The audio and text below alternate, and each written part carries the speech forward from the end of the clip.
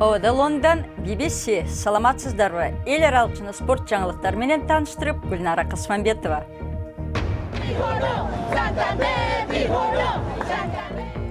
Колумбияда референдум өтүп, козголоңчулар менен эптеп түзүлгөн тынчтык келишими четке кагылды. Бирок президент ого катышпоо келишими күчүндө кала берет деди. Венгриядагы референдумда болсо эл евро биримдиктин мигранттарды кабыл алуу квотасына каршы добуш берди. Бул жыйынтыктын күчү жок болгону менен Брюссель үчүн маселе жаратат. Аккуу сымалуучу айлана чөйрөнү коргоочулар куштардын саны эмне себептен азайып баратканын иликтейт. Колумбияда 52 жылдан бери эптеп түзүлгөн тынчтык келишими 24 саат ичинде жокко чыгарылганы калды. Эл добуш берүү аркылуу өткөн аптада өкмөт менен марксисттик ФАРК аттуу козголоңчулар кымылынын ортосунда түзүлгөн тарыхый келишимди четке какты. Кечээки референдумга шайлоочулардын көбү катышкан жок, бирок келишимдин авторлору тынчтыкты орнотуу аракетин улантаарын айтышты. Бул Колумбиядагы соңку жылдардагы эң олуттуу добуш берүү катары сыпатталган. Бирок ага каттоодон өткөндөрдүн 40% азы гана келди. Алардын көбү келишимге каршы добуш берди. 52 жылга созулган каардуу согушту токтотуу келишимине Колумбиянын президенти Хуан Мануэль Сантос жана козголоңчулардын, кыскача ФАРК деп аталган Колумбиянын куралчан элдик революциячыл армиясынын лидери бир апта мурун кол коюшкан. Бул согушта 220 000 адам өлүп, миллиондогон кишилер жер которгон. Келишимди колдогондор бир аз айырма менен утулуп калды. Эми Колумбияда тынчтыкты орнотуу аракеттерин улантуу үчүн келишимди ишке ашыруу маселеге айланды. Президент катары коомдук тартипти сактап, тынчтыкка умтулуп сүйлөшүүнүн жолдорун табуу менин милдетим жана ал колумдан келет. Учурда эки тараптын касташпоо жана ого атышууну токтотуу келишими сакталууда жана күчүндө кала бермекчи. Президент каршы деп добуш бергендер менен жолуккусу келет. Оппозиция лидери жаңы тынчтык келишимин түзүүгө кызматташууга даяр. Эч ким зомбулукту каалабайт. Биз касташуудан карманып, Колумбиянын элдик революциячыл армиясын коргоого алууну өтүнөбүз. Себеби тиешелүү коргоого алынса, анын мүчөлөрү колумбиялыктардын биригүүсү үчүн көп нерсе жасай алат.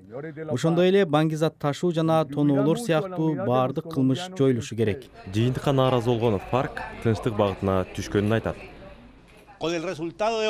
Саясий кыймылга таралдыыбызда болуп көрбөгөндөй ири маселе турганын жана туруктуу тынчтыкты орнотууга көбүрөөк аракет талап кылынаарын билебиз, дейт аскер башчы.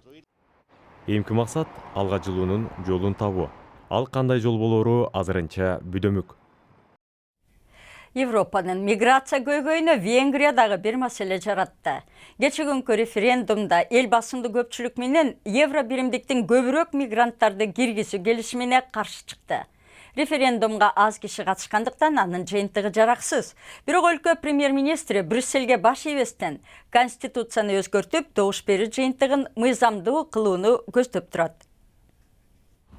Бул сыяктуу мигранттарды Венгрия өкмөтү Европадан алыс кармоону каалайт. Ал эми мигранттар чечимди Венгриянын Сербия менен чектешкен чек ара тосмосунда чыдамсыздык менен күтүп турушат. Венгрия өкмөтү күнүнө 30 мигрантты кабыл ала алат. Жекшембиде өткөн референдум Венгрияга башка жактан агылган мигранттарды киргизүүнү токтотуу тууралуу болду. Референдумга шайлоочулар келгени менен өтө жандуу өткөн жок. Бирок добуш бергендердин арасында өкмөттү жактагандар да болду. Менин оюмча, ар бир өлкө кимди өз өлкөсүнө чакырууну жана чакырбоону өзү чечүүгө укугу бар, дейт бул шайлоочу. Өткөн жылы 400 000ге жакын мигрант жана качкындар Батыш Европаны көздөй Венгрия аркылуу өткөн. Венгриянын премьер-министри Виктор Орбан добуш бергендер саны аз жана шайлоо бюллетендеринин көбү жараксыз болгонуна карабастан, бул референдумда жеңишке жеткенин маалымдады. Биз сыймыктан аларыбызды мен толук сезип турам. Себеби венгриялыктар Европа биримдигине кирген өлкөлөрдүн ичинен миграция көйгөйүн биринчилерден болуп көтөргөн жалгыз өлкө болду. Бул туура жазылган жана чындыкты айгинелеген кадам болду. Оппозициялык партиялар дагы муну жеңиш катары кабыл алды. Анткени мунун алдында алар элди каршы добуш берүүгө үндөгөн эле. Премьер-министр Орбан күрөш уланаарын билдирип, Европа биримдиги келгендер үчүн коопсуз жер болбостон бекем чеп болушу керектигин айтты. Сиз көрүп жаткан BBC эмегөндөн башка кабарларынын тизмеги. Россия курал жасоого жарактуу плутонийди жок кылуу боюнча Кошмо Штаттар менен келишимин убактылуу токтотту. Бул эки өлкөнүн соңку кезде солгундап жаткан мамилесинен дагы бир кабар берет. Президент Владимир Путин АКШ 16 жыл мурун түзүлгөн келишимдин өзүнө тиешелүү жагын аткараарына кепилдик бере албайт деп айыптады. Путин кызматташуунун бир катар шарттарын койду. Анын ичинде Вашингтон санкцияларын алып салышы керек деген талап да бар. Афганстандын Кундуз шаарында Талибан согушкерлери уюшкан чабуулга өтүп, оор салгылашуулар болуп жатат. Шаардын былтыр сүрүлүп чыккан согушкерлер бир нече аймакка кирип келди. Түштүк тарапта Талибан жоокерлери Хельманд провинциясынын борборуна жакын стратегиялык шаарды басып алганы да кабарланууда. Британиядагы айлана чөйрөнү коргогон активист парамотор менен 7000 километрлик саякатка чыгып, анын биринчи бөлүгүн учуп өттү. Саша Денчтин максаты Россиянын Арктик аймагынан Британияга учуп чыгып, бивик аккуларынын саны эмне себептен азайып жатканын иликтеп чыгуу. Аккулардын саны соңку 20 жылда 2 эсеге азайган. Бүгүнкү таң сонун, шамалдын багыты өзгөрүп кетпесе экен. Саша Денч адамдын ак куусатка конгон. Анткени ал парамоторду белине курчанып, 4000 чакырым алыстыктагы Арктикадан Англияга беуик аккулары кыш мезгилинде жер которгон жол менен учууда.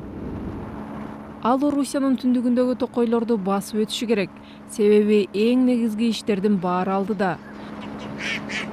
Беуик аккулары Британиядагы эң кичинекей аккулар, жана алар абдан назик келип, тез жоголуп кетүү коркунучунда. Андыктан Саша эң алгач эле арктикалык тундрада канаттуулардын көбөйүүсүн изилдөөдө. Мурда мен эл өтө аз санда жашаган аймакка келип көргөн эмесмин.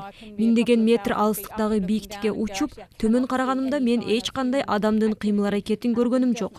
Көрсө, бул аккулардагы көбөйүү мезгилинде бекер бул жерди тандабаптыр. Бейиш жерлер экен. Кадимки аккулар 2 күн тынымсыз учуп жетишет, бирок Саша тыныгуулар менен жетет. Ошондуктан ал жергиликтүүлөргө беуик аккуларын коргоого алууну жайылтууга мүмкүнчүлүк алды. Мария бир жолу күйөөсү бул аккууну атып өлтүргөнүн мойнуна алды. Аны атпоосун суранганда күйөөсүнүн ачуусу келген. Деген менен өлтүрүлгөн канаттуунун этин бышырып жешкенин да жашырган жок. Саша анын бул татаал сапары беуик аккууларын кийинки муунга сактап калууга жардам берет деп үмүттөнөт. Эми спорт. Тоттенхэм Манчестер Ситини 2-0 менен утуп, Пеп Гвардиола биринчи жолу Премьер-лигада жеңилди. Гвардиоланын командасы буга чейинки 6 оюнда жана ал жетектеген 11 матчтын 10-унда жеңишке жеткен. Бирок Сити өзү таблицада 2-нчи орунга жылган Спёрстөн утулду. Эми Тоттенхэм Англияда эч жеңилген эмес командага айланды. Англиянын 2-нчи лигасындагы Астон Вилла команданын соңку утулушунан кийин кызматтан четтетилген Роберто Ди Маттеонун ордуна жаңы менеджер издеп жатат.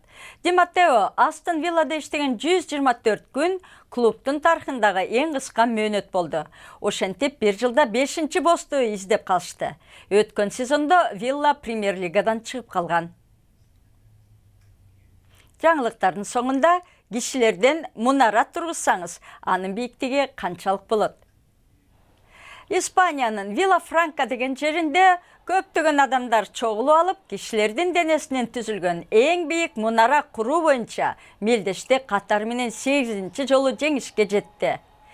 Бул салт 18-нчи кылымда башталган.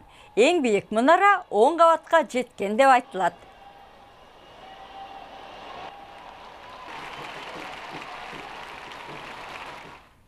Сиз ушундай мунара түзө алат белеңиз. Бул жана башка жаңылыктар азыр интернет сайтыбыздын башкы бетинде турат. Дарегибиз bbc-kyrgyz.com. Сайтыбыздан жаңылыктарды окуп, радиобузду да уга аласыз. Сиздер менен мен Гүлнара Касманбетова болдум. Ободо жалыкканча саламатта болуңуздар.